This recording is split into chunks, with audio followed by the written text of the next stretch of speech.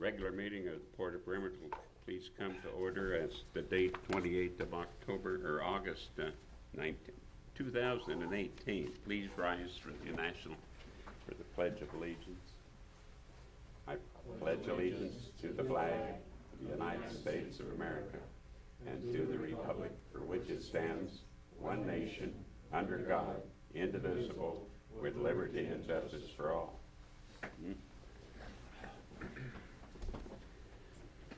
First item on the agenda is the approval of the agenda. So move. Second. It's moved and seconded that we approve the agenda as distributed. Any discussion? None. There being none, call for the question. Commissioner Bozeman? Yes. Commissioner Stokes? Yes. Commissioner Strucklejohn? Yes. Motion carries unanimously. Second item on the agenda is the consent items A and B.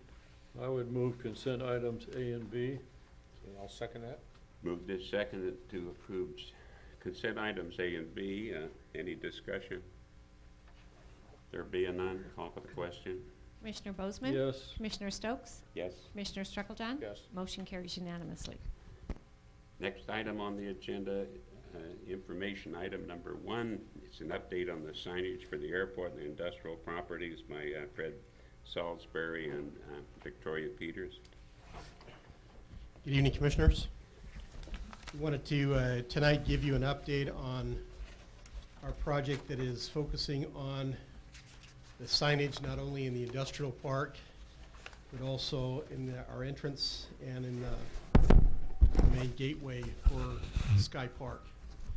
As you can recall, that was one of the projects for this year, was to take a look at all the signage, mainly at the gateway area, and that kind of, Commissioner Bozeman wanted us to include it, open that up a little bit more and look at the industrial park, look at our signage for our buildings and our directory signage and things like that. So what we wanted to do tonight is kind of walk you through progress to date on where we are with this project. We have 4 things we really want to talk to you about. One is the improvements to the proposed improvements, some ideas to the main entry monuments that we have at the industrial park and the airport. The second thing we want to show you is some improvements to the directory signs in the industrial park. The third thing we want to talk about are the directory or the signage that we propose for each one of our businesses along the roadway so that people can see where they're at. And then the fourth one is to kind of talk about the gateway monument, as you recall, is up at the north end of our property, and kind of talk a little bit about a concept there that we've been working with. We've been working with Soundwest Engineering. They've had a contract with us for a little over a year. We've also been working with John Hoffman Design. John has worked with several cities on their entry gateway signage and things like that. So he was recommended to us by Soundwest, and so a lot of these ideas that we have are ideas that he's come up with. So I have Victoria here who's going to kind of walk us through these, and we'll answer any questions to you as they come up.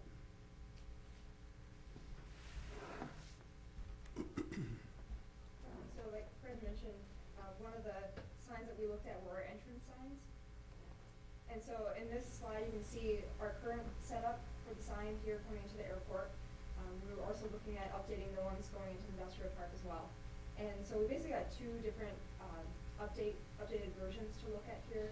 On the right-hand side, it's essentially the same structure, but John added a placard in the back behind those tall letters for Port of Bremerton. That's like a white. Sorry. What it would do is highlight those letters, the tall letters that say Port of Bremerton, so it's easier to see from the road. You won't see as much background to the building in the back. One of the main things, or one of our main goals with all these signs is really updating the logo as well. All of them were done with the previous logo that we had, so this reflects the new logo, which we might do like in an all blue rather than including the gold, so it's just more visible and easier to see. One of the things also is that the Port of Bremerton would actually be backlit at night, so that you'd be able to see that against the white background there. That was my question. Yep. And the small drawing in the lower hand corner illustrates with the yellow dots the locations of this entrance sign, so you can kind of see that throughout our property. So sorry, we're gonna ask. I think that's a good improvement. You really couldn't see the Port of Bremerton sign sometimes depending on the light reflector. Exactly. So that's really an improvement. So it wouldn't be a huge change to the existing sign, but I think it definitely would highlight it and make it easier to see. And then we have another version of this, which is just slightly different. We discussed removing the logo altogether. Our logo, the font is kind of difficult to read as far as going from a speed and from a distance. So that's something we kind of threw around, was just removing that altogether, at least for these signs, and just making the lettering larger and more central in that same space. Yeah, I personally like that. The logo's hard to read, and you can't see it if you're in a car or really read it. So spelling it out like that, I think, makes sense. I just believe people ought to be able to read signage, you know. And if you're in your car and you're moving, it's got to be big enough where you can see it. And I like that version. Which one's that, Carrie? The second one there that just says Bremerton National Airport on it rather than the logo on the side. I don't know. I absolutely like it that way. I'm a firm believer in who, what, when, where, and why, and write everything to an 8th grade education when it comes to advertising, and make it simple. And you get these flowery logos and what have you, and they look good to the people that's there, but are they doing the job? So I agree with it. One of the things there also, Commissioners, is the feedback we've been getting is that the folks like the entryway monuments. They like the design of that. And so instead of recreating something and putting something new up there, we simply wanted to change and enhance. You'll notice there that it says sub-district sign, and that's going to play into the gateway sign that we see on the north end, which kind of helps you understand why it's called a sub-district sign. It basically identifies these places of work within the Port of Bremerton area of work out here in this area. You know, you're basically, the gateway sign will show that you're entering Port of Bremerton territory, if you will, and that the Bremerton National is a sub business, and then you have the industrial park as the other business. And so that's kind of why you see that sub-district sign there. I think that's a really important point, that the Bremerton National Airport is just a subset of everything else we've got out here. And having an entryway into the Port of Bremerton community here, I think that's a great idea. I like that. Okay, so now I'm going into looking at some of the directory versions that we considered. 2 comments before you Oh, go yes. there. I just want to say thanks for addressing the lighting issue, because that's important, being that, you know, it gets dark at 5 here, starting in end of October and so forth. Logo on version 1, I just want to talk about this logo for a minute. I think the logo is important, and I just want to kind of talk about that for a sec, because it's part of our branding. Mm-hmm. We redid the logo, what, 5 years ago, 4 years ago? And we added Oh, Washington. we went back to the old logo. Well, no, we added Washington to it, Carrie, Oh, and we then did? we changed the, if you look at the logo on the left, Carrie, and the one on the right, they're different. So it got pretty well upscale or modernized. But I think the thing to do is carry that brand all the way through all our facilities, including the marina. So that same logo, or that same branding is throughout all of our facilities, not just do one up here, then have something different down there and something different in Bremerton. I just want to make sure we're consistent all the way through. And the new sign that we put at the park in Port Orchard does have our logo pretty prominent, and just all blue, because the gold color that we use in the accent can be kind of challenging to see as well. So I feel if we went with this version, it'd probably be best just to do a solid blue color, so it'd be easier to see. And then one question for Fred, the north end. So the little map you got with the yellow dot, which I can hardly see, the north end, would that be the top right-hand corner? And where would that be on the highway out here? We will show you that in the Coming up? presentation. Okay, Yes, sir. thank you, thank you. So Victoria, are you clear on which sign? I'm kind of hearing both right now. That we like the idea of using the logo, but then we're open to just removing altogether. I guess I don't have a consensus on that. We were both kind of torn on that as well. Leaving the logo on there. Well, I think if you want to brand it then, and we want to leave the logo on there, then the logo should be much smaller. You know, rather than making the logo the size that it is, yeah, and what have you. You can make it a lot smaller, so now you kill two birds with one stone. So if you want the logo on everything, that's fine. But in all advertising is keep it simple. I mean, that's the rule I was taught, so whatever. Go to So. the next slide. So Carrie, let me, I don't want to get into too much weeds here. On the Carrie, so corner. I'm looking at this Port of Bremerton version 2 sign that Mhm. Victoria's got out there. So are you thinking that maybe it's redundant? Is that, and so Bremerton National Airport should be bigger? Well, I think it's a nice, simple, clean sign. But your point about putting our logo on everything is a good point. If we're gonna be consistent in that, I suppose it ought to be on this sign too. I'm kinda like Larry, I like that, the greatest logo ever invented is what? Nike, right? Boom, Swoosh. yeah. Simplicity, Something red. especially, most of everybody that's looking at our signs is driving in a car. And, I mean, and there are people my age that can't see that well anymore, right? So, and we want them to be able to read it. So, I don't know. I'm okay with the logo. I think I like what Larry said, make it a little logo.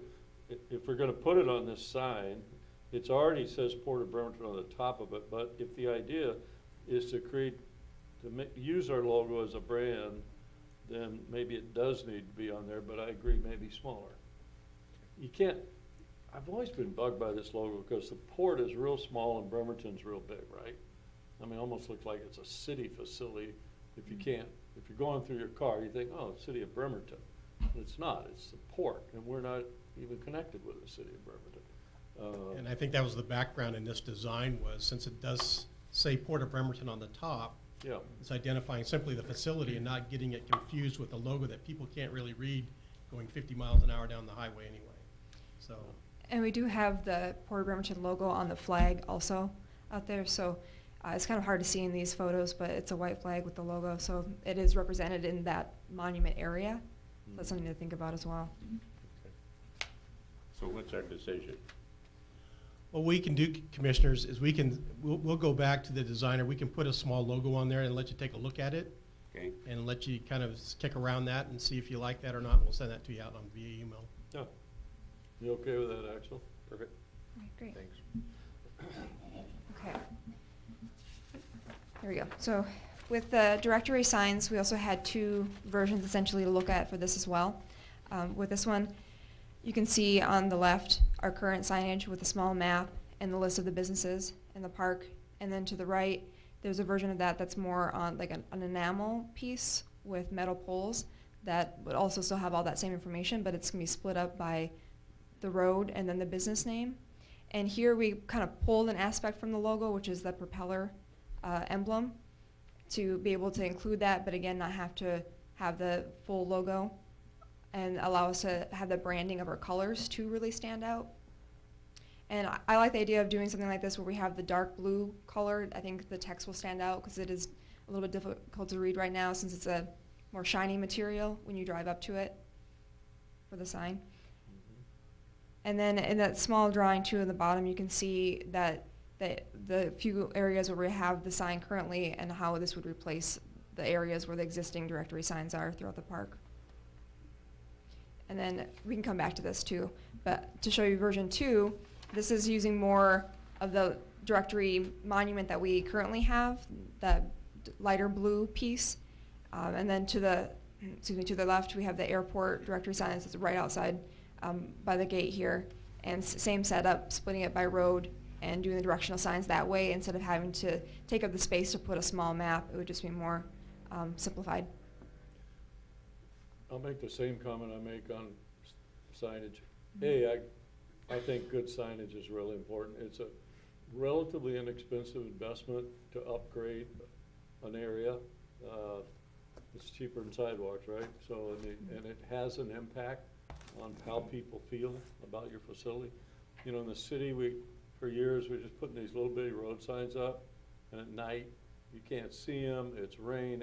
And finally, cities figured out if they put these big signs up about this big, especially in the major arterials, you can see them.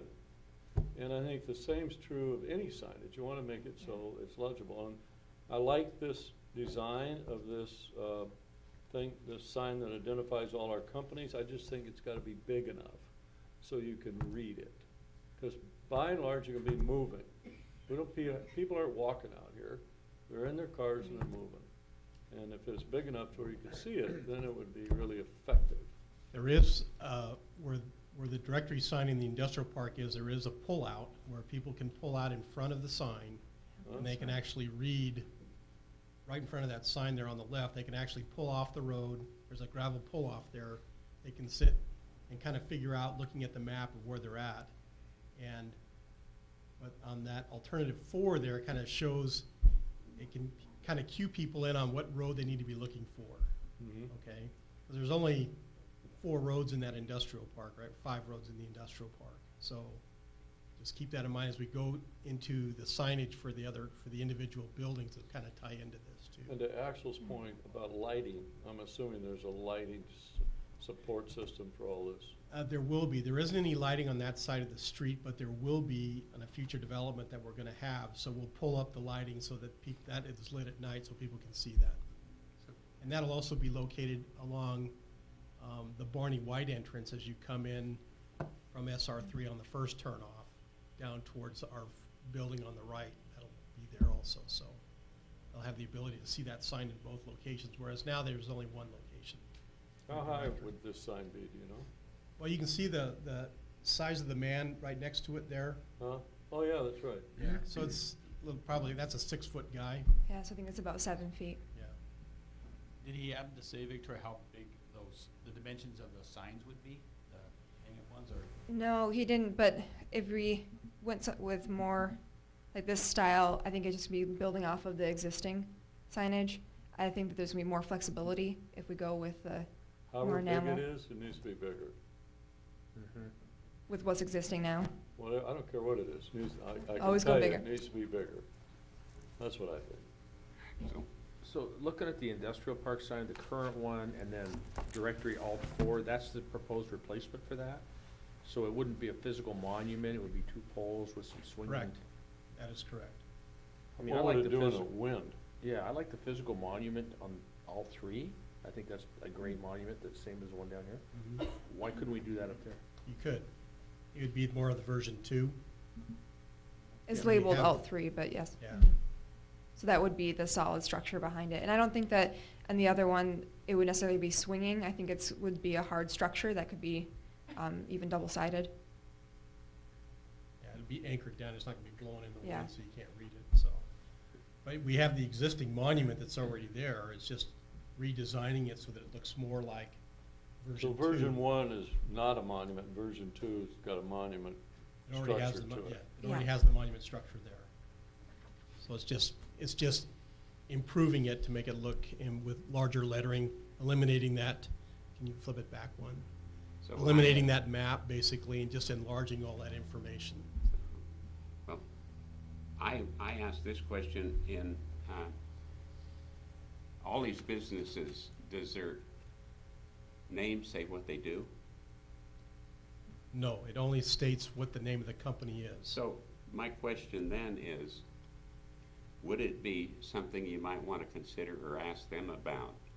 Joe Blow's Roofing Company or Joe Blow's whatever, and then underneath on the sign saying specializing in roofing or stuff like that. So if somebody looks at that sign and they know that Sam Smith's company happens to be a asphalt company or something of that nature, have you thought anything of that? Well, I think, Commissioner, we've got 35 businesses, I think, now in the industrial park. Mhm. When we have all the pad-ready sites, we'll have probably close to 50 businesses within the park. Yeah. And so, as you look at the size of the monument and all the information that's there, some of it's gonna be small, they're not gonna be able to see what it is, number one. And for most, though I kind of agree that it's kind of good to have that, most people, when they're coming in, they know what businesses they're looking for, and they just want to find their location.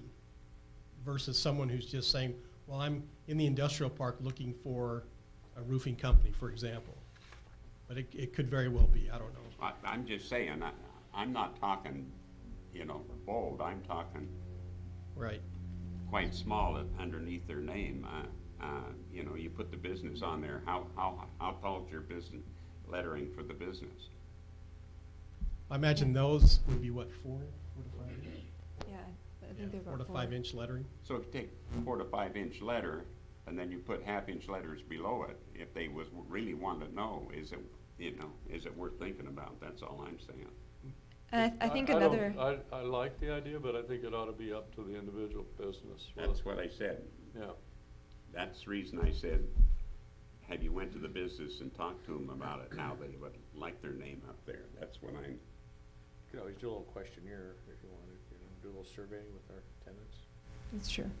I think that in the individual business signs, there might be some flexibility there to do something like that, and I'll show you that here in the next oh, slide. that's right, yeah. So on this slide, we have 4 alternatives for the business sign, and these are going to be in front of each. Let me say something Yeah. about this, why I think it's important. We have 36 businesses, every one of them have a different sign in our industrial park. So there's no uniformity to anything. So some of them have it pasted on their building, some of it, it's a sandwich board, yada, yada, yada. If we're gonna upgrade this industrial park, which we wanna do, then I think it's important to have uniformity around the sign for the business, so. And I think your comment, Commissioner, goes right into one of our goals with these individual signs is to have that uniformity. With these signs, it would be for each building, essentially. That's why on the one to the far right, there's like 3 listed, because some buildings have more than one business. And with this sign, we kind of play with the idea that we know that some businesses do invest in their signage to have their branding, their colors. So we discussed maybe those individual placards to have their colors, their branding, but within our metrics for as far as size and readability, that sort of thing. So if General Dynamics had a particular color, we might use that to still carry their branding even though it's our sign. That's something we discussed. So Larry, with your comment, I was thinking maybe in this sign setup, there might be room to do that as far as having the description for the business. Yeah. But within these options, you can just see the difference between where the building number would go, and then we have the third one has industrial park, just the name of the area, and then the very last one would have the road name. So we kind of played with readability and what people are really going to be looking for in these individual signs. Just make it big enough to read.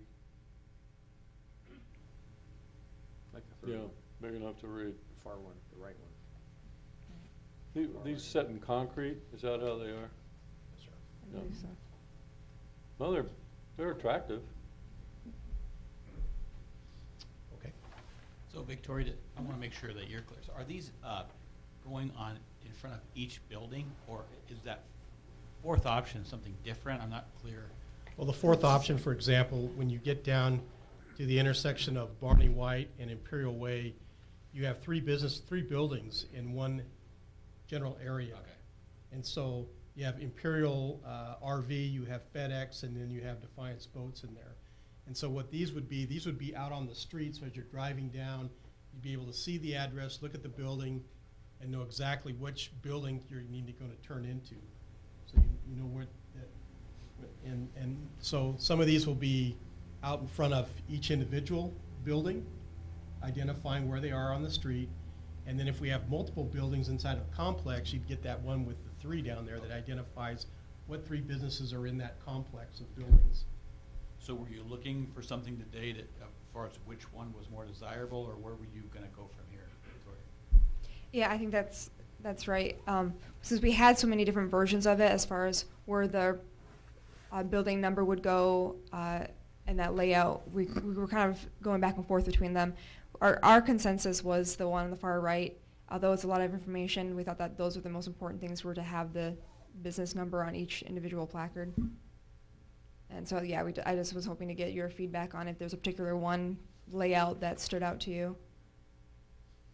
So is that an address, like 17069 Yes. Barney White Road? The top says the road name, and then the address is on the yellow General Dynamics and that number is the address within that Yeah, complex. so if they had a big truck come in here that was from out of state, they could find it by looking at that. Exactly.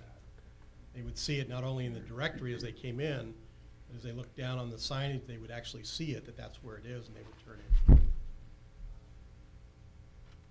Yeah, I like it. Yeah, I'm fine with it, as long as you can read it. Yeah, I think that for that, the one on the far right, that it seems like everyone's in agreement. I agree that the road name could be larger as well, so we would just make sure to be conscious of the readability on that and the size lettering. Okay. Fred, do you want to? Yeah, so Commissioners, this is we talked about the Gateway monument sign. This is on the north end of the airport property. This is an area that I think has been before you before, a couple of years ago when this first came out. Basically what it's showing there is we're basically relocating the airport fence. As right now you kind of see the yellow fence that exists there, kind of cutting right through the center of that area. And basically we take it all the way back to down on the south where it says the proposed new fence kind of goes straight across. So basically we do some improvements to where the old scales used to be. We do some landscaping in there. And then we have an elevated pad which shows the gateway sign. So that basically is the monument that you're now entering the Port of Bremerton properties. And then you see we'd have additional signage along Imperial Way or Airport Industrial Way that denotes like Sky Park, for example, or other things as we start to develop out. We'll have those own directories like we have in the industrial park that will be showing where all these new businesses are as we start to develop there. And it also would include the private property owners, that are on the other side of our properties that have access to Airport Industrial Way. So that's the general area, the general landscaping that we've kind of looked at. Want to keep it fairly simple. That's right on the approach end of the runway. So we have the flashing lights, the sequence lights for the ILS, which are just down the road there. But something else that we can kind of make nice. So let's go look at the proposed. So this is the Port of Bremerton monument. You can see the top. All those letters are backlit, so you can see it'll be lit like that at night. So as you're coming in, it's kind of has the same flavor, if you will, of the prior monuments that were the sub-monuments for the entryway for the industrial park and the industrial park. So. And the letters on this one would also be like a metal that's got some depth to it, so that during the day it's also easy to read, so we don't have the same kind of issue with the large metal letters that we have right now at our entrance signs. And then this, I think, stands at about 8 feet tall, and having that stone structure on the bottom is something we thought about too, making sure we have something that's easy to maintain for a maintenance crew versus doing something with a lot of foliage and that sort of thing. I think it was Commissioner Stokes, this was your concept, was it, or was it Harry's down here at this end? Long time ago. Yeah, a long time ago. I think Yeah. you brought that up. So And is that? I also brought up the Airport Industrial Way, and them signs has all been changed, have they, in the city's records and all that stuff? I believe so, Commissioner. Yeah. I've been down that road for a while. So, two questions. So do we need to ask permission to remove this sign from FAA? No, that, we would submit a 7460-1 because it is an improvement on the airport. I don't think it's going to be any issue. It doesn't penetrate any of the approach surfaces. It's below even the lighting that's there. It's going to be backlit enough with LED lights that it's not going to put up any glare or anything for any aircraft that might be flying on the ILS that are trying to focus in on landing the airplane. So I don't think we're going to have issues with that, but that's certainly a final thing that we want to look at, because all it is the letters are getting backlit. It's not like we're having illumination hit the sign. So I think when Commissioner Stokes brought it up originally to identify the Port of Bremerton, how would it sit? Would it be perpendicular to the highway? Would it be angled? I mean, it looks like it's kind of round, right? yeah, it's got a little round there. It's my sense is that it's more towards the highway, facing the highway, with a slightly turn to the north. It's because the north is the predominant coming out of Gorst, is where the predominant traffic comes in and out of. And so it has a slight twist that way, but it's mainly facing the highway. So you can see it from the highway? So you see it from the highway.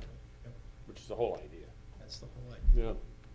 Okay, and then let me ask one more question. Coming up this out of Gorse onto Barney White, the turn lane going in there, is there any proposal for signage there? Yeah, we had an entrance monument on the Barney White Road to be put in. Okay, it's not in here, is it? No, it's gonna be very similar to the existing monument that's Yeah. across the street, Okay. only it's replicated there at that entrance. Good. Up on the Yeah. hill. Yeah, Good. yeah, we discussed that. And so with this particular design, we really didn't get a lot of different options to look at least for this initial review. So that's something I wanted to ask as well, is your thoughts on the look. We kind of went with the same kind of swoosh top to it to match the other signs that we looked at today. I believe that strip would be kind of our gold color, or it could be lit. I'm not really sure. So yeah, I just would like your feedback to know if that general look is something that you think would fit the other signs, or if you have other, I guess, ideas for that. Because when it comes to these kind of landmark monuments, there's a lot of options, but we kind of, since we narrowed in on working with the existing signage, this is what we thought would be the most visible and still kind of match our branding. So, yeah, so I'm not sure if you have any other feedback as far as the style or general look. Thank you for everything you've done, appreciate it. I think it's simple. You know, you can spend a lot of money on signage and bring in lots of different ideas and go crazy on it, but I think it's simple, and I think it'll accomplish what we want. It upgrades what we have now. It's probably not gonna be a huge investment of the board, I would guess, relatively inexpensive. It's really important. It is very important, I can say that. I surveyed the signs on my place and what have you, and I found that 25% of the customers come because of the signage. I mean, when people would come to the business, we'd ask them how they heard about it, so on and so forth. 25% came because of the signage we had. You can't miss that sign. That's the reason it's there. I think, Gary, just one comment, that, Yeah. the little gold, I'm gonna call it the gold swoosh or the gold wave at the Mhm. top up there, it's cut off on our paper document, but I don't see that on the monument on version 1 or 2, right here, I don't see that. I think it's gold. just the shape, so that white kind of background Yeah. to the letters is kind of what we were going for. So I think it could be incorporated in Yeah, that piece. Just look at the consistency. Mhm. I agree with that. It's not even Yeah. on here, that gold line isn't on here. They should all look the same. And it's on there. Yep. Right. So the other question that I had, which we discussed, is the idea of doing like a letter board, or like a auto reader board, I guess it's called, as a signage to incorporate into a sign. And so I wasn't sure what your thoughts were on doing something like that. Something we could switch out if we had events, and then we could just have the weather and time. I'm not sure what else we would. Yeah, you're familiar with these, the reader type boards that you You can. just change all the text. get a- Change the text and all. I mean, you see it at Defiance Boats. There was some discussion about trying to integrate one of those into either the airport or the different type of monuments that we have. We just kind of, those are expensive, for one, but if they're done right, they really look good. So, but that would be probably a total redesign of the concept that we have, because you'd want that visible from both sides of the highways you're coming up and down. So we throw that out just to gauge your interest, to see if that's something that you'd be interested in us looking at, or if you're satisfied with the course that we're going on now. Well, it could follow, after we do this. I go back and forth on reader boards. Sometimes I think they look kind of tacky, and sometimes they can look really good and display a lot of important information. I don't have I hadn't thought about that. I'd need to think about that more personally. Sandwich board's a lot cheaper. Yeah. It was interesting to me because I think as we have more events and I start doing more banners and things like Well, that, that's a we've good really been point. trying to amp that Yeah. up. So it could be a great way to promote what we Yeah. have going on at our facilities. And once it's established, then that's an easy thing to do versus going the route Yeah, of. that's a good point. I printing. mean, Saturday you had 2 or 3 events out here, right? So, Yeah, I'd like to see a price on it, and I'd like to know about what it would cost. you'd wanna do it right. Yeah, if you're gonna do it right. Yeah. So, Yeah, whether it's integrated into the monument itself or as a separate, across the roadway, we just have to kind of look at it, because it's kind of unique. We have a kind of like a little, the little berm, if you will, on the grassy knoll there. So it's kind of a good spot to put it that would be visible from both sides, but it would present some good design challenges there, and probably be fairly expensive to do, so well, we you can know, if certainly you go look to at the it. fire department, if you're going down Sedgwick or not Sedgwick, Bethel Burley and what have you, and see that double-sided sign Mhm. that they got sitting in front of the fire department, it's probably this wide, that high. Yep. I read it every time I go by there, and they change it all the time. Yeah. And I can't see where it could be so terribly expensive. Right.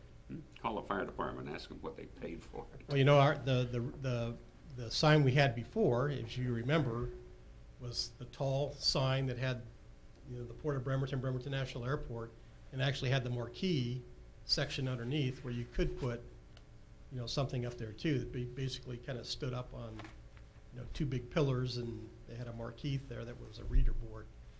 That kind of design could be integrated with one of those type of LED reader boards too, so. But it would be a little bit of a redesign. Yeah, that's something we can look into. And then the last slide is just kind of showing at a little bit larger scale the locations of these signs that we've been discussing today. Not all the dots represent all the businesses there, but Yeah. just some idea of where they would be. Well, for one, I really appreciate moving along with this. It's something we had on the work program for this year, and it looks like we're gonna get something done. That's great. So we'll put these designs back through our design firm, get back some concepts there, get them to you so you guys commission can review them, and then we can kind of move forward with pricing, see what the costs are going to be I think the road signage and some of those are going to be fairly inexpensive that we could probably execute. The big, I think there's like a $53,000 budget item for signage for this year.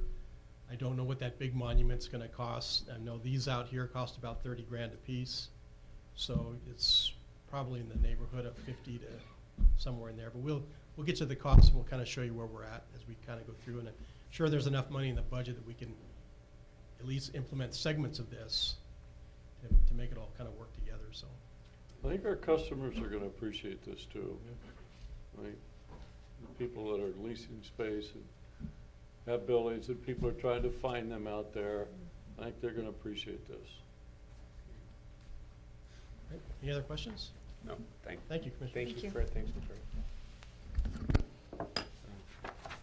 The next item on the agenda, I'm going to delay. I'm waiting for Patty Lent to get here. She's at a meeting and she's part of that presentation, so we'll delay that and we'll go directly into citizens' comments. So at this time, I'll open up for citizens' comments. We ask you to please keep your comments to 3 minutes. Any commissioner can ask to extend that time.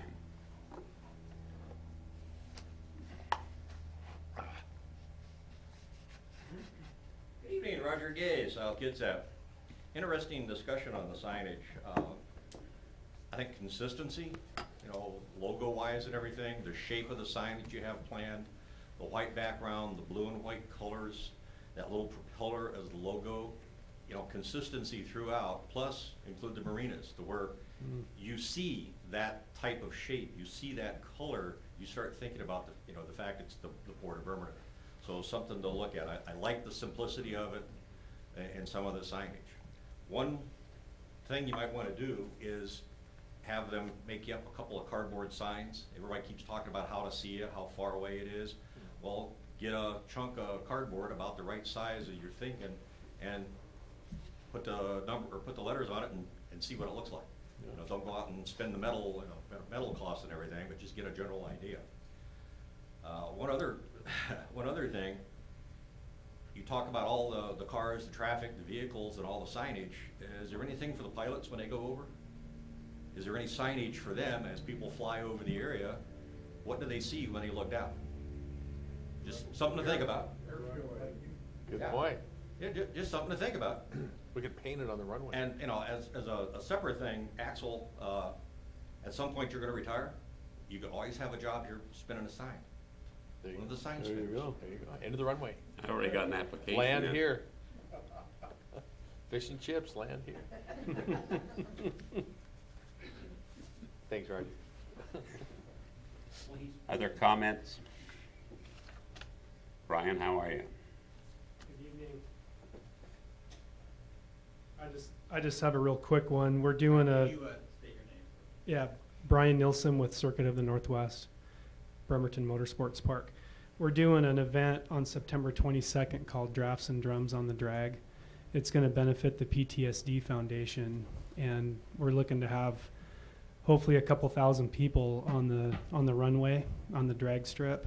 And this is our second year, and it's a great community event. We'll have six bands, 6 breweries, and I promise we'll behave ourselves.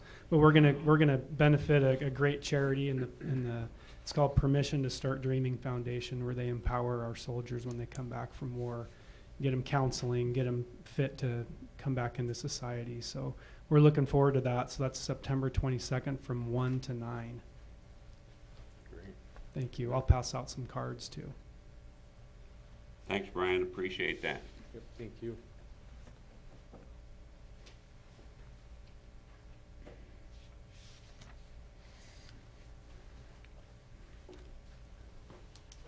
Surprise, Jim. I showed up this time. Mike Walton, Executive Director of the Kitsap Public Facilities District. I just wanted to make some general comments about a change in our status. Kerry will remember when he was the CEO here that he invited me to come in and talk to him and said, how can we work together and how can I get some of your money? And I said, you can't, because at that time we were limited to the 3 facilities that we were already invested in, the conference center, the fairgrounds, and the North Kitsap School District area where there was another regional event center in progress. Something has dramatically changed since then. That has given us a lot of thought about how to change this. And last summer, in the last legislative session, we were able to do that. First, all of the PFDs were cooperating in doing legislation in order to extend the period of time that they received the rebate from the state of the sales tax that we use as revenue. It was essentially set to sunset at 2026, which was the term of the long-term bonds that we use to build most of our facilities. That was, after a 4-year effort, finally approved last summer. Excuse me. And that was extended an additional 15 years until 2041. So that gives us an additional stream of income in which to bond against. The second thing that we did, the restriction in the legislation said that we had to have a facility started by January 1st, 2004. So that was the deadline. If you got it started by then you could build it and support it and continue to get the sales tax rebate. So what we did, we've made a very minor change. We replaced a facility with at least one facility. That's all it took in order to open the door to be able to do new facilities in Kitsap County using PFD and sales tax rebate money. So we're in the process, so I'm serving notice, if you will, that we are open for business again for new projects. And we are considering, working with Jim and possibly with you in the future. We'll see how things develop. But we will be receiving input about potential new projects through the end of the year, through December 31st. And then in the first part of next year, we'll consider all of the projects that will be submitted during that period and make a decision as to which ones that we may invest in. There is one caveat in that. It has to be a large project. It has to be at least $10 million in scope and size and value when it's completed. And whatever partner, public partner we are working with has to have skin in the game of about 30% of that value to match the PFD funds. So keep your thinking caps on. The door is open, Carrie. It only took me 5 or 6 years to get it done. That's great that they've extended this. Yeah.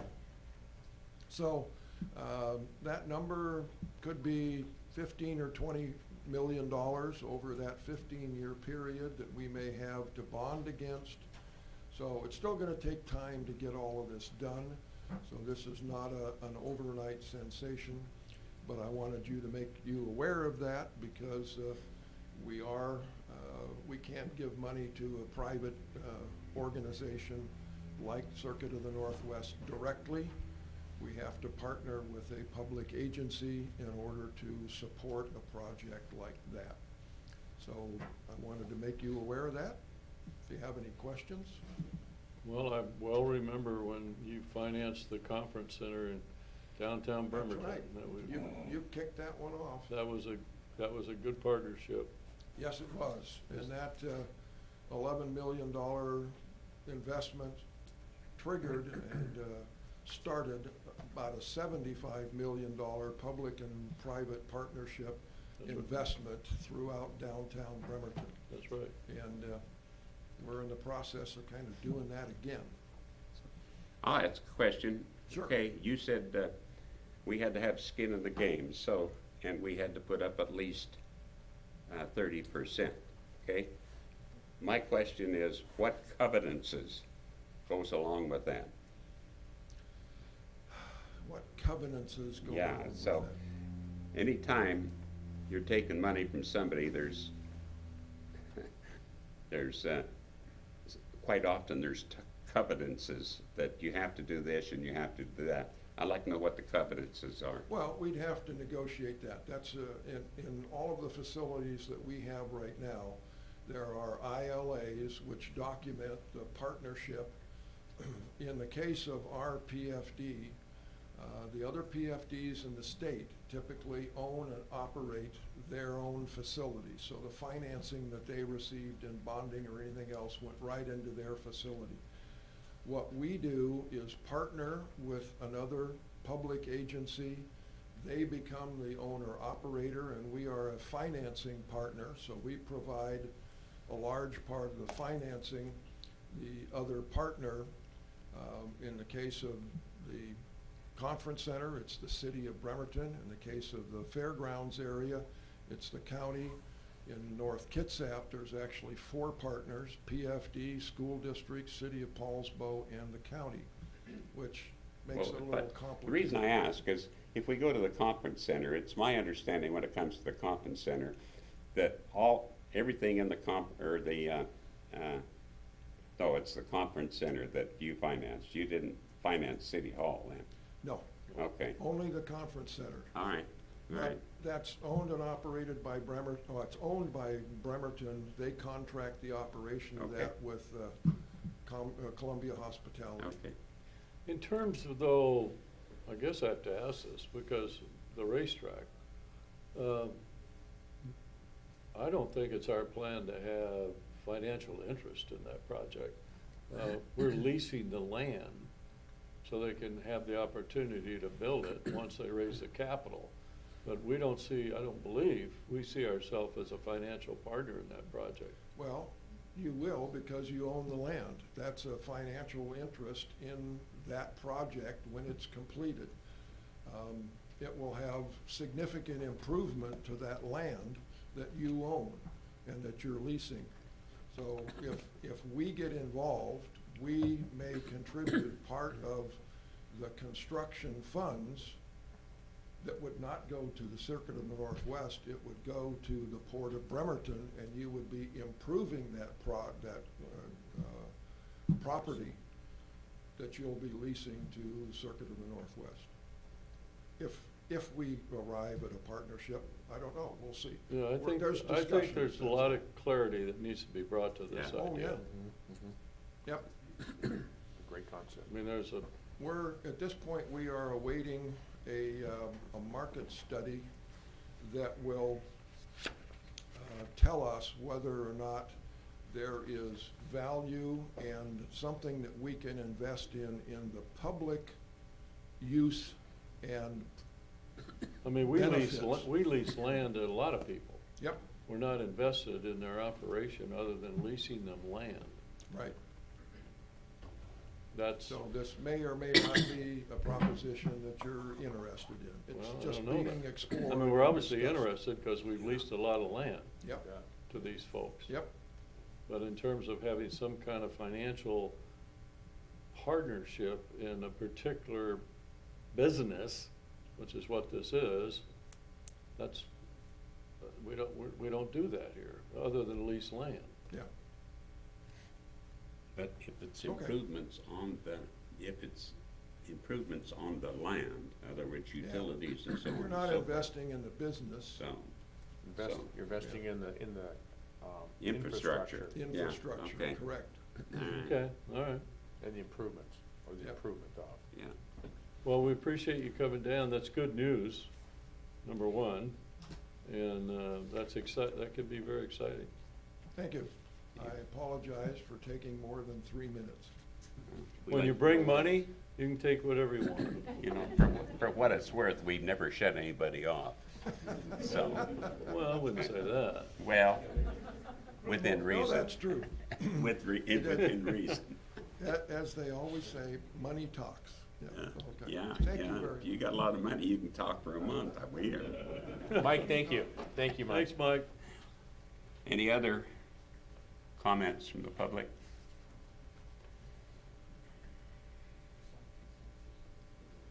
Good evening, Commissioners. Jim Posner, President of the Bremerton Pilots Association. I just wanted to comment about Saturday's event. I know you were all there and you saw the number of people we had.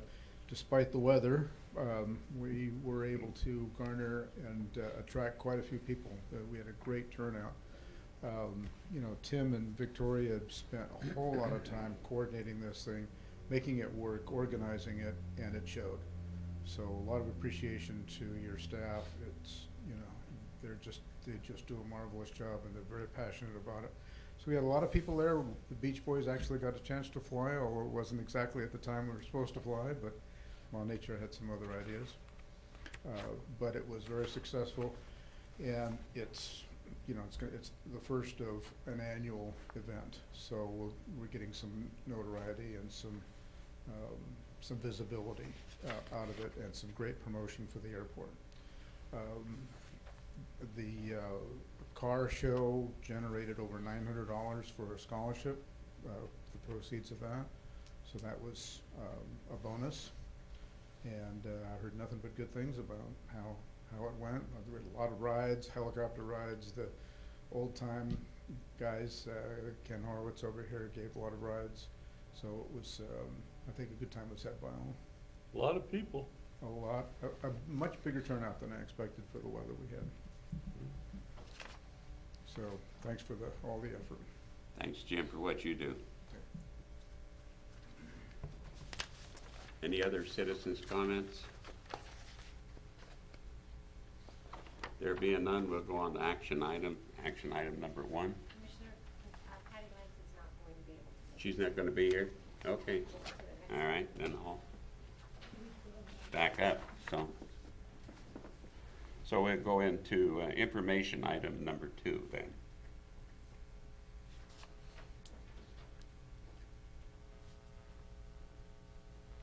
Can I check and see if you guys can hear me without the microphone, because I like to walk around a little bit? Well, the only thing is, we're on Oh, TV and that's to the right. public. You so- can take the mobile one there, walk around with the mic if you prefer. Good idea. Thank you. Yeah, I'm one of those hyperkinetic people. So, Axel's been, Commissioner Stricklejohn's been peripherally aware of what we're doing. He's seen a couple of the presentations. He thought that we should bring you guys up to speed. So this is what we're doing. All of the commissioners, the mayors, have all been briefed on Cascadia Rising and all of the various things that go along with that, the upside and the downside. So I'm not going to talk about Cascadia Rising. I'm going to talk about what we're doing to address it. And to that, I work with an organization called Resilient Ecosystems, and our job is to work with communities to help develop resiliency and self-reliance. To do this, we work with a group of people in a community who take ownership of the project, and we help provide a framework, communication, coordination, and facilitation of the projects they bring to us. And the Kitsap Resiliency Project is such a project. We focus on infrastructure, and we use that term a little differently than most. We consider food part of the infrastructure, as is water and power, which is more common. And we also consider connections and communication to be part of the infrastructure, because without communication, nothing else gets done. Basically, we connect the dots. We do this by connecting with people and building grassroots networks. We do this by educating people, communicating with people, talking about what's going to happen, and giving them opportunities to make good decisions about it. This project is a 10-year project. It is not supposed to happen overnight. It's not supposed to happen in 2 weeks. We've been at it about a year, and we've made tremendous progress, which we will get into in just a moment. Every second Thursday of the month, we have a workshop where we get together with folks and we work through various levels of knowledge until they get to a point where they're working together in a grassroots manner and deciding what change they want to drive and how to go about it. We also educate people by doing screenings. This September 15th at 2 p.m. at C-Film in Bremerton, we will be screening Shockwave, which is the documentary done in 2008 about the Cascadia Rising event and all of the science behind it. So this is a slide I do when we do the workshops, and it's just imagine. Because what we have now is what we have. To get to someplace different, you have to think about things differently. And imagination is what we bring to people when we talk in the workshops. What in downtown Bremerton wouldn't have happened unless there was some imagination. So imagine the ability to provide food locally for all 266,000 residents here, and do it in such a way that you create a commercial opportunity by selling the food to the local markets and guaranteeing that you can grow the food 365 days a year. There's a gentleman in Colorado at 7,200 feet who has been growing food 365 days a year for 40 years, using far less energy than any of the commercial greenhouses out now. He does it by doing the simple things like thermal mass, by using a climate battery that uses geothermal.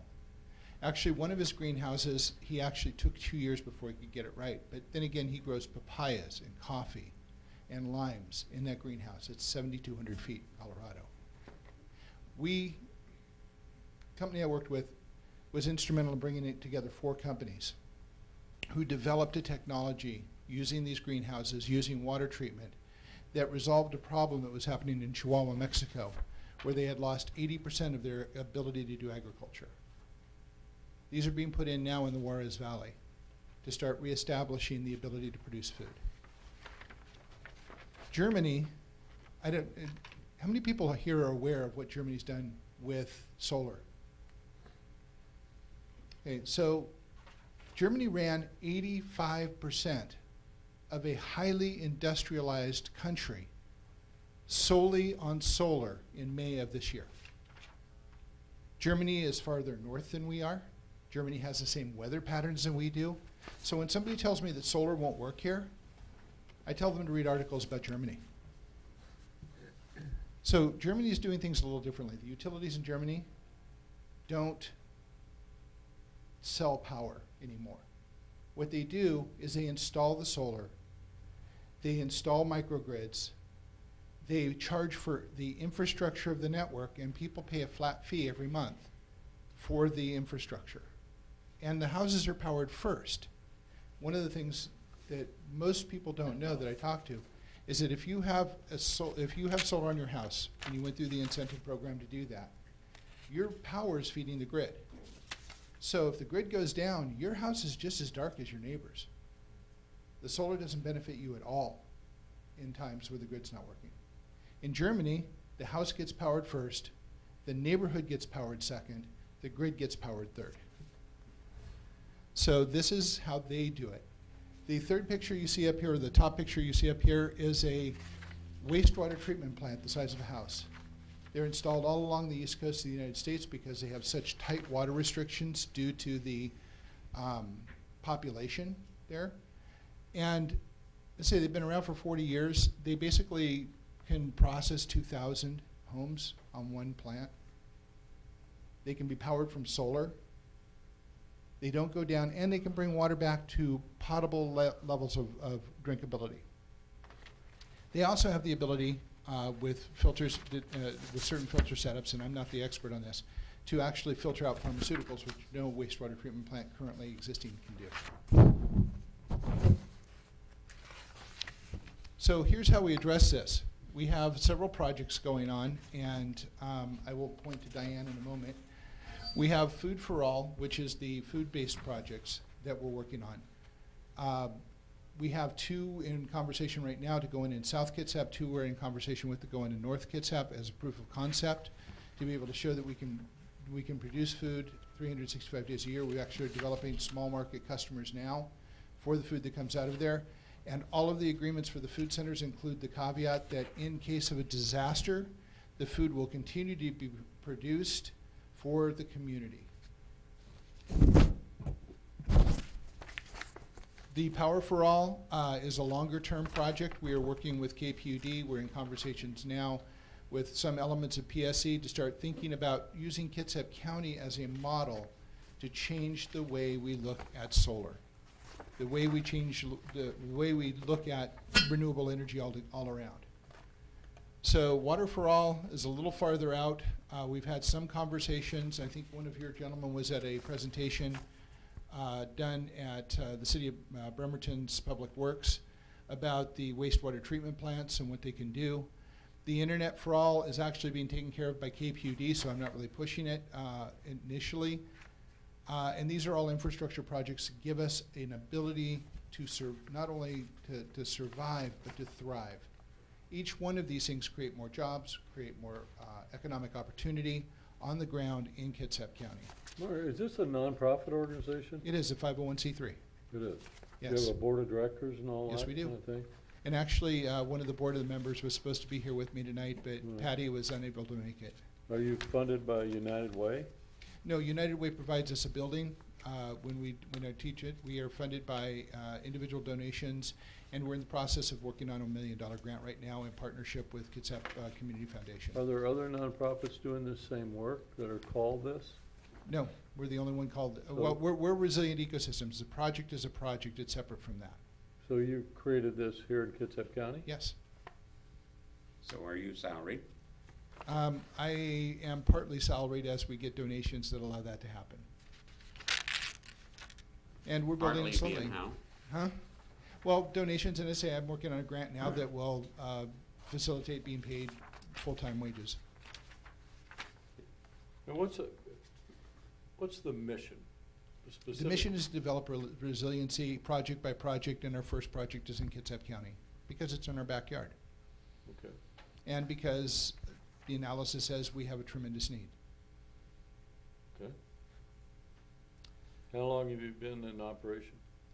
Resilient Ecosystems actually got its letter of determination after 8 months of IRS discussions about 4 months ago. We have been around for a little over a year now.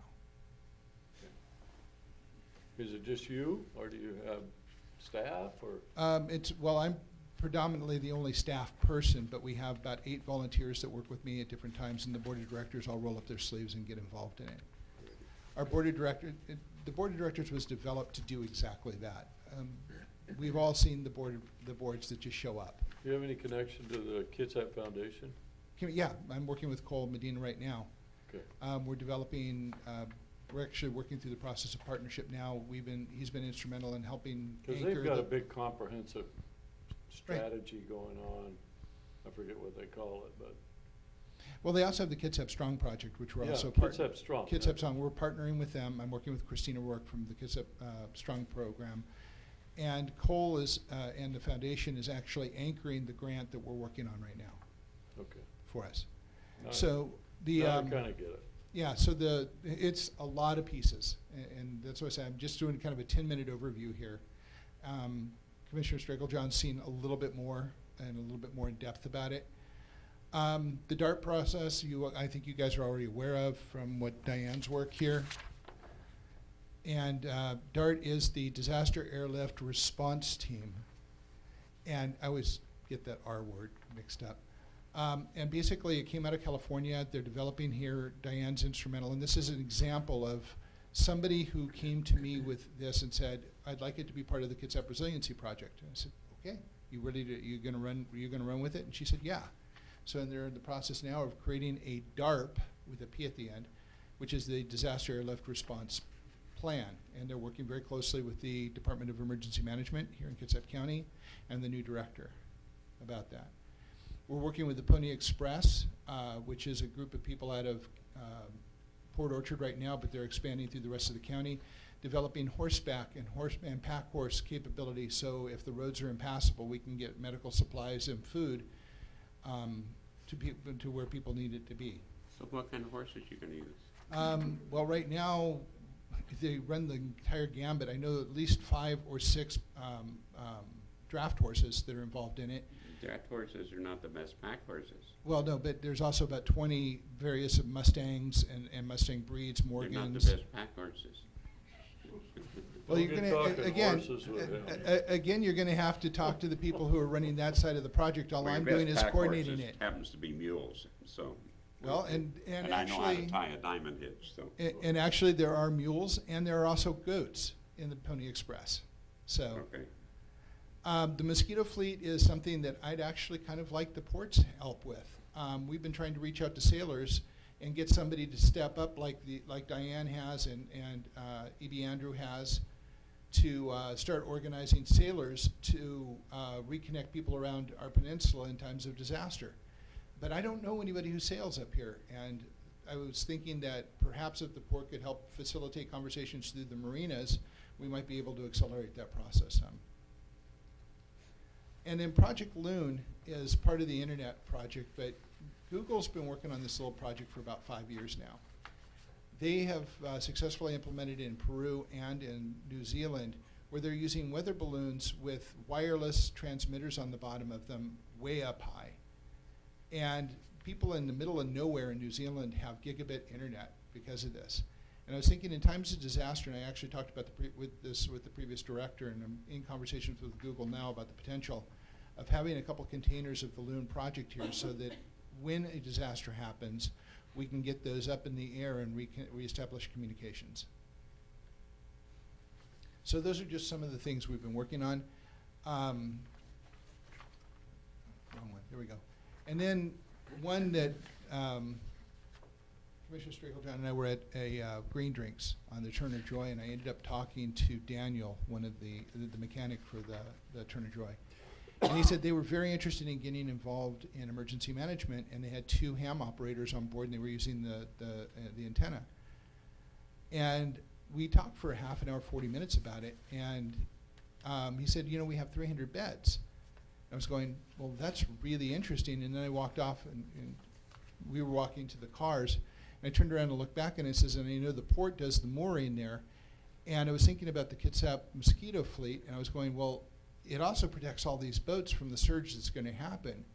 So maybe if we can get it designated as a disaster logistics center, and I actually talked to Director Clute about this, we could find grant money through one of the various Department of the Military grants to more greatly secure the mooring for times of disaster. And so that's just a possibility, something that was thrown out there, one of the things we think about as it goes through. So that's it. That's what we do. I'm, you know, one-legged, one-armed, one-legged paper hanger. But all of these have been moving forward steadily. We see no end in sight, and as the years go by and we educate people and they connect, I think we're going to get greater and greater connectivity until we get to the tipping point that we need to get to start changing the way things are done here. Well, thank you. Congratulations on all, congratulations. These are not easy to move forward. It's hard to find money, but someone has to have the passion that you obviously do, Mark.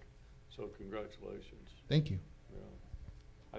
I think it's extremely important that, you know, the more that we can get out and share with the community, the better the connectivity will be. Mm-hmm. You know, I don't think we all, every day we're pretty passive about our lifestyles, and you know what, if we have that Cascadia earthquake that's predicted, you've got to think, I mean, chances are the Narrows Bridge won't be functional, and we might just become an island, and you know, Larry's still going to be on the highway, but I won't. I'll be needing the mules, you know, and you know, how do you get supplies to your community, and how do you get energy, and how do you get communications when all the towers are tipped over, and so on and so forth. And I think you got to think about that on a larger scale, and getting the community involved in that really is the key, because our emergency services, the majority of them will be not functional.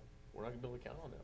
And so, Mark, the connectivity that you're working on is tremendous, as Kerry said. So One of the lessons from Fukushima is that the reason they were so slow to respond to the disaster was that the roads were impassable because trees fell over the roads, which couldn't possibly happen here. possibly.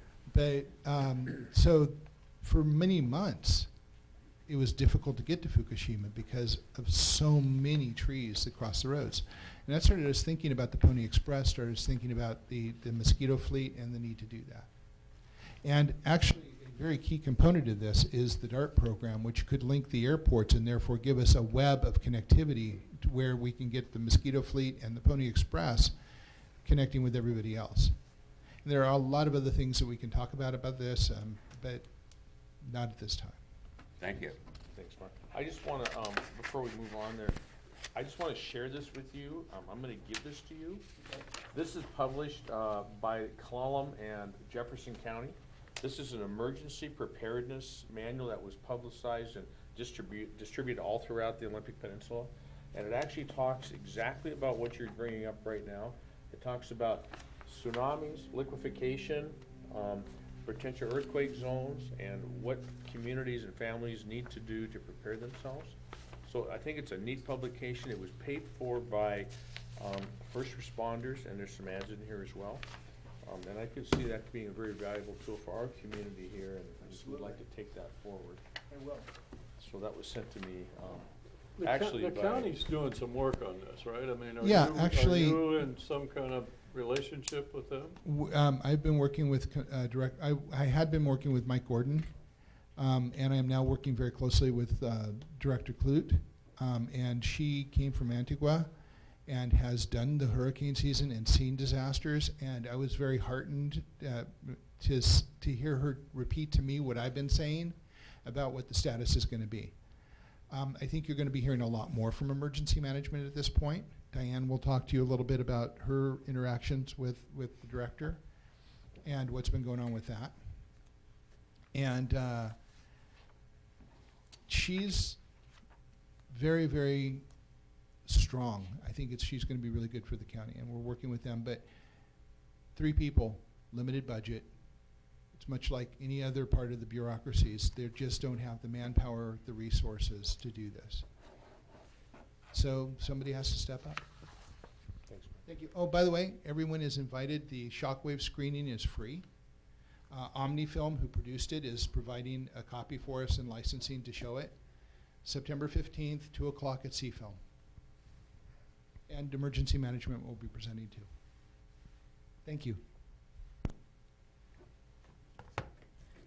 I'm Diane Arnold. Hello, is this on?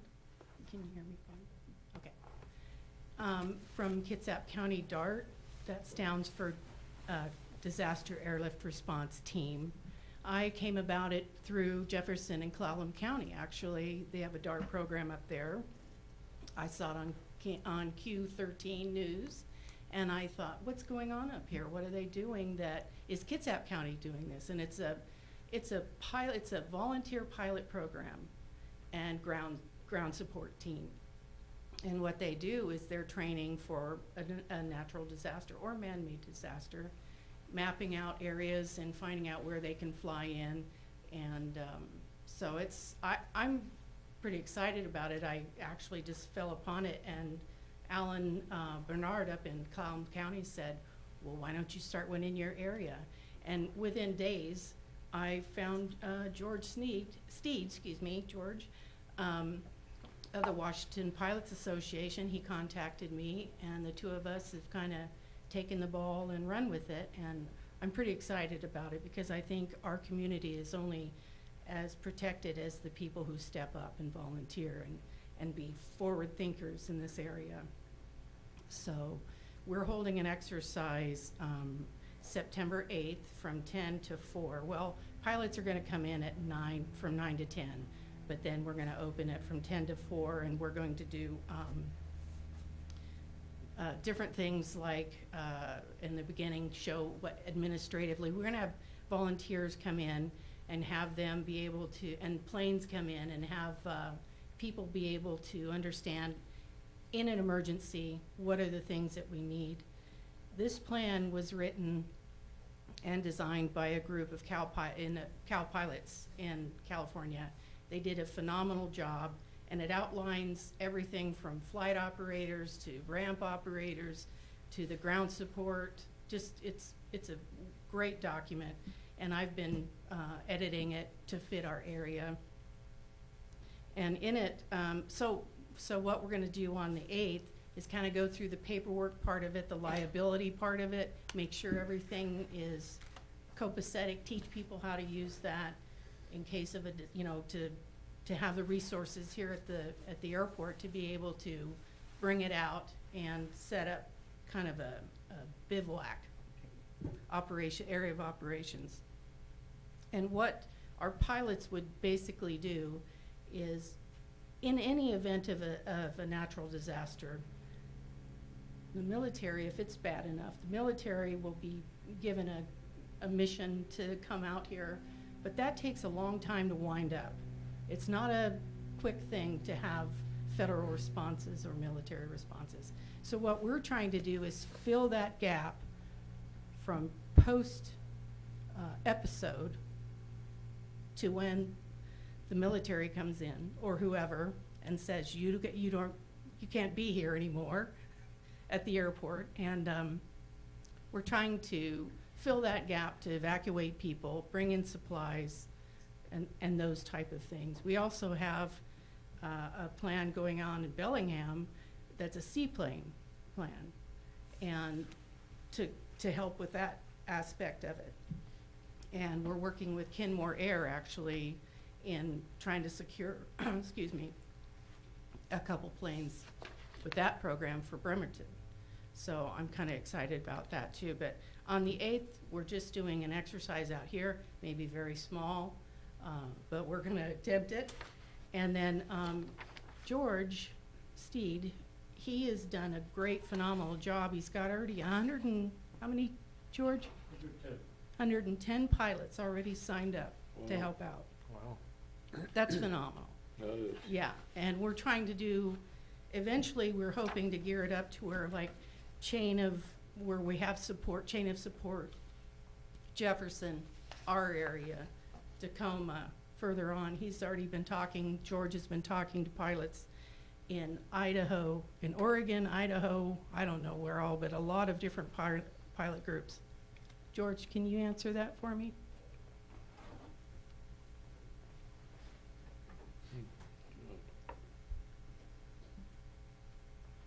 Gentlemen, I'm George Steed, local resident, local pilot, and president of the Washington Pilots Association. What Diane's describing, the model of our operation came out of Loma Prieta earthquake 29 years ago. 3 bridges went down and Watsonville, California was isolated. It took a long time for any disaster relief efforts to come in, but in 4 different other airports surrounding the area, 300 pilots brought in 500,000 pounds of supplies. This was an ad hoc effort. There was no plan beforehand. The word went out. The pilots fired up. They came in and they delivered supplies. The concept is we have a web of mission-ready airplanes around the state. Right now, those 110 airplanes Diane spoke of, or 110 pilots, represent 20 counties that they are located in, and virtually every one of those airplanes is mission-ready. Pilots always keep their airplanes full of gas, mostly to prevent condensation in the fuel tanks, but that means those airplanes are ready to go, or a percentage of them are. If we have a problem here where we can't fly but we need help, pilots come from other areas. It's a matter of mutual support. So, I'm sorry, what was your original question? That's, well, Great. please. Yeah, Sure. that's the concept of the operation. We find that all disasters are local. That is, if we have a disaster here, the feds and the state don't come in like the cavalry to help out. They wait for us to declare an emergency. So we have an emergency operations manager within the county. They have to declare the emergencies. When something bad happens, a TFR is generally declared, or the sheriff or the emergency managers will declare or ask for a TFR, a temporary flight restriction, so that nobody can fly around that disaster area. This keeps the news helicopters out, it keeps spectators out, and it keeps only official airplanes coming in. That would also keep out public benefit aviation, except if the county adopts a DARP, or a disaster airlift response plan, then those pilots who are named on the DARP are part of that plan, and they can then fly in and perform public benefit aviation. There's one guy in the state whose hair is on fire. He is all over this. Guy's name is Sky Terry. He's from Bellingham, but he's a home health care professional. His concern is not bringing in supplies. His concern is evacuating medically fragile individuals. He's got plans for Yakima to be one center. If we have a problem in the western part of the state, chances are Yakima will still be intact. So that can be a center for staging supplies. They would bring them, private pilots would bring them to this part of the country, but then we could at the same time with the same airplanes evacuate medically fragile individuals.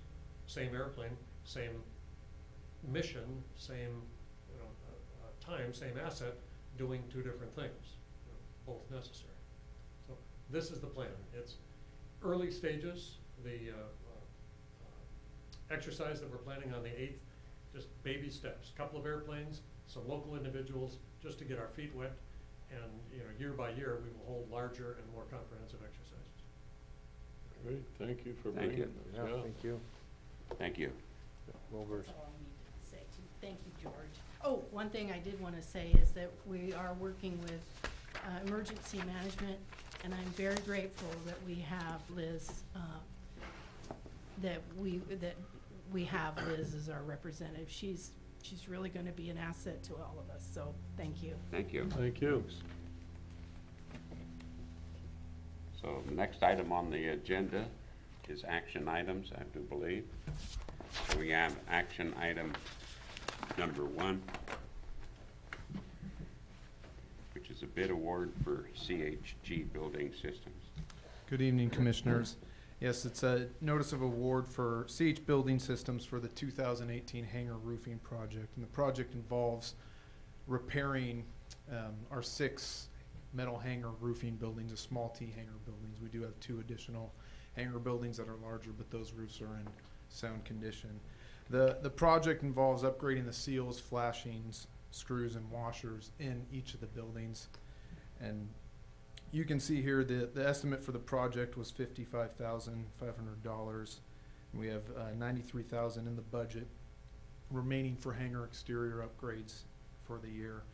We separated out the bids. We had a base bid of the 3 high priority hangars, the ones that needed to be done, and then alternate bids, and they're outlaid here. CH Building Systems is the ultimate low bidder and does get us underneath budget at $73,012.56 with the total bids. You'll notice that their base bid is slightly higher than the second lowest bidder, but their total bids ultimately make them the low bidder. Staff did complete due diligence on CHG Building Systems, and they were favorable and complimentary of their work.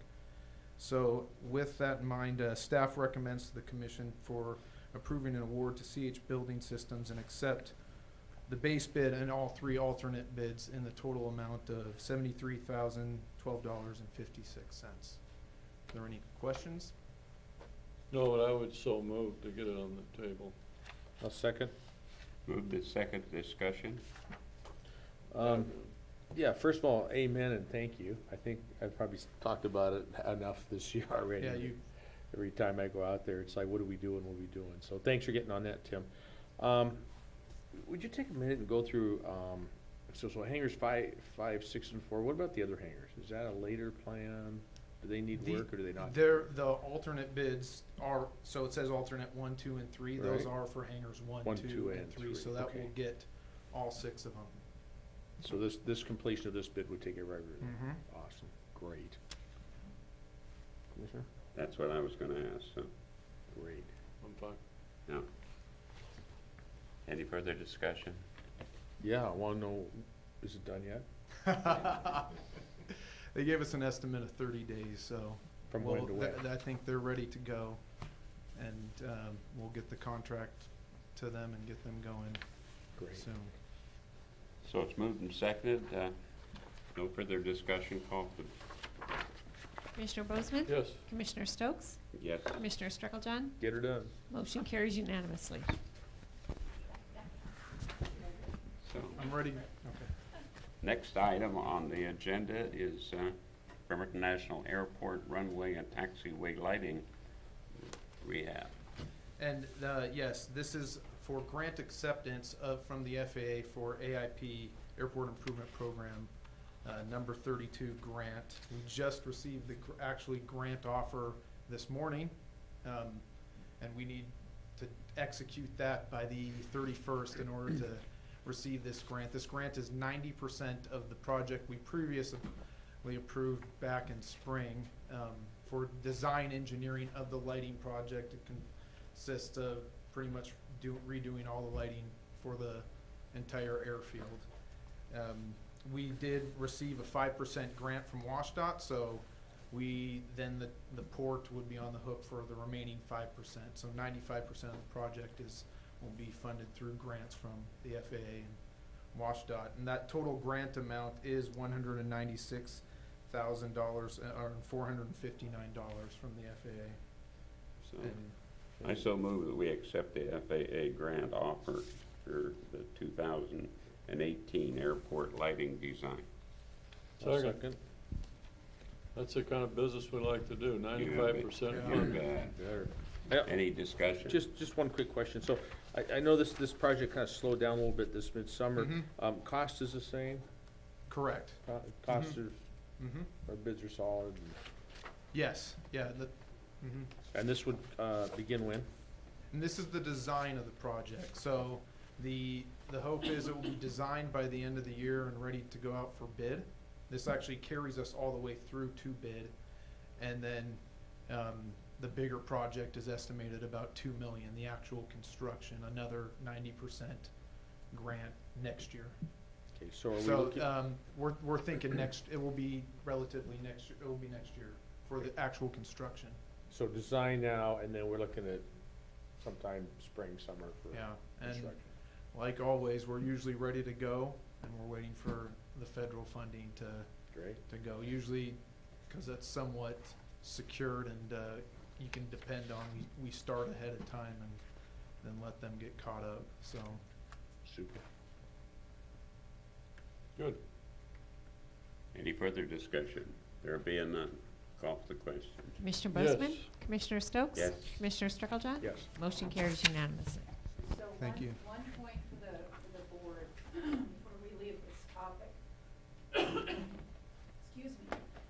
The grant requires the board to have a motion to authorize Commissioner Stokes to be the authorized representative who will sign the grant. I so move. I agree. So it's moved and seconded. Any discussion? The motion was to. Motion to let me- authorize president of the commission Yeah. to accept and sign execution of the grant, and acceptance of the grant. How's the new motion? Commissioner Bozeman? Yes. Commissioner Stokes? Am I supposed to abstain or vote? No, you can authorize yourself Okay, to sign. Yes. Yes. Commissioner Strickle? Motion carries unanimous.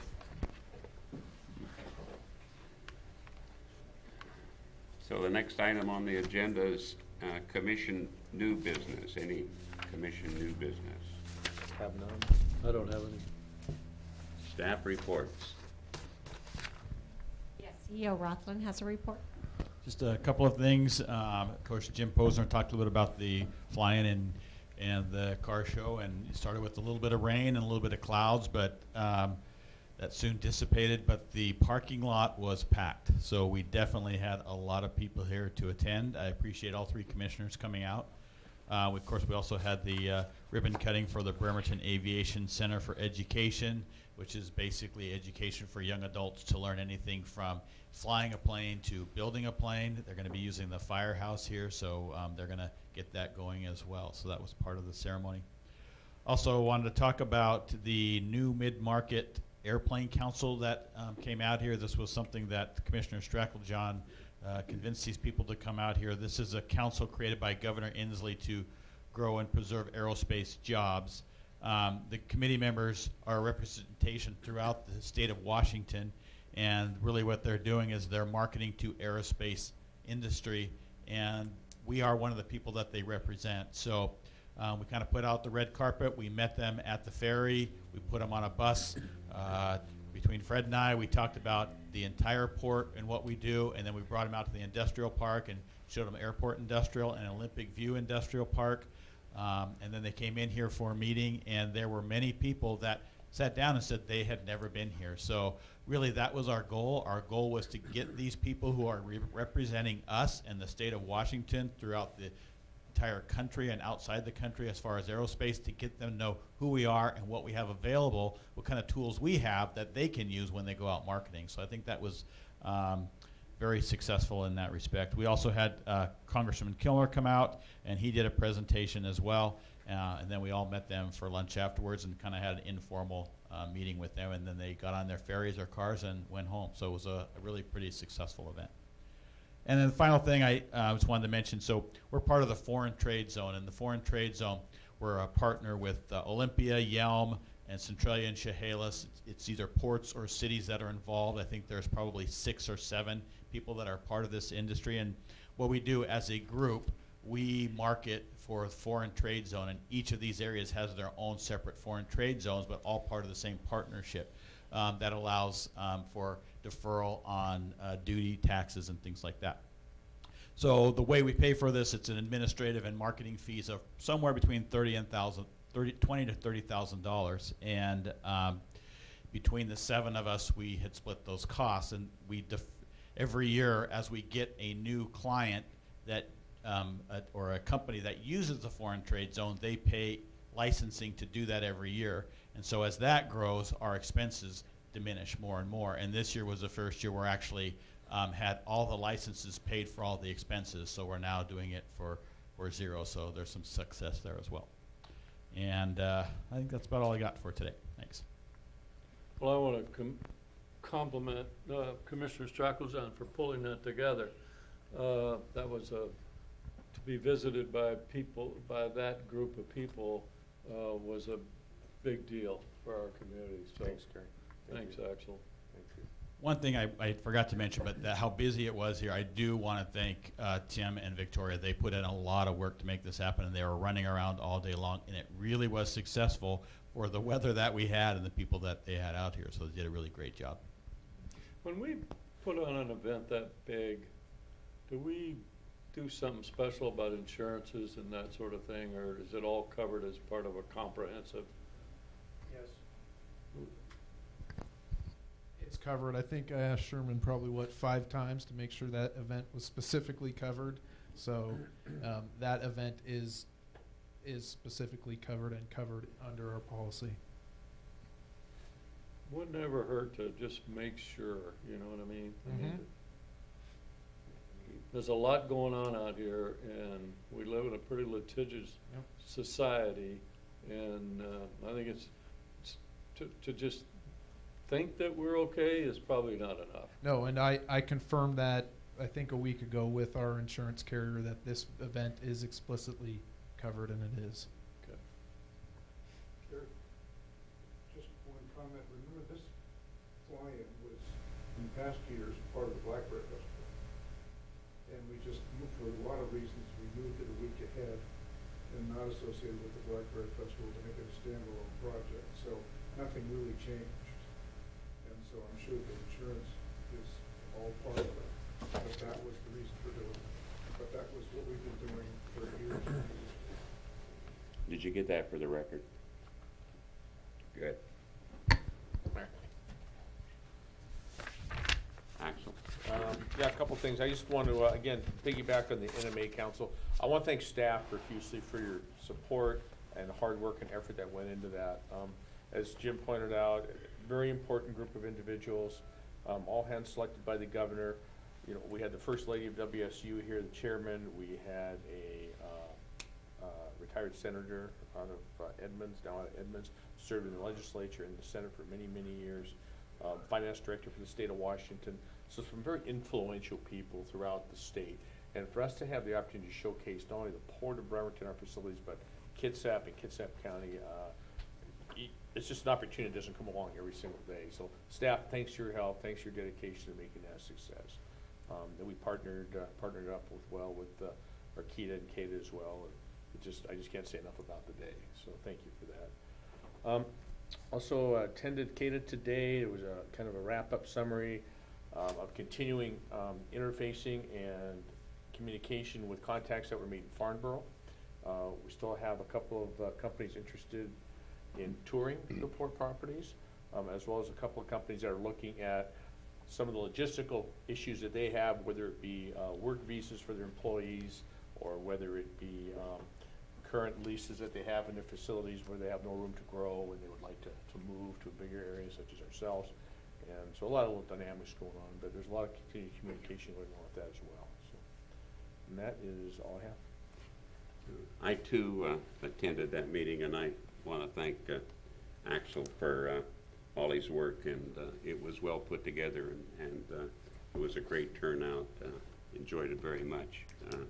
There's one thing I would like to encourage this port to remember is we're open for business, and I don't want to get into a situation where we have pipeline vision. Pipeline vision meaning the only thing we're going after is aerospace and what have you, because I personally don't care if it's kitty litter factory out here. I've said that before. I mean, we're open for business, and I would like to radiate that, because all businesses start small, they start somewhere, and what have you. And a classic example of that happens to be Safe Boat over here. They started in a garage and so on and so forth. And I think them kind of businesses we need to be looking at also. So I'm sure we're doing it, but I just want to reemphasize it. That's all I have. Yeah, we currently have about 6 companies right now that doing kitty aren't litter. not kitty litter, but not aerospace. It's materials, it's lighting, it's a lot of different things that Arna is currently working on putting leases together. So behind the scenes, there's certainly a lot of that going on.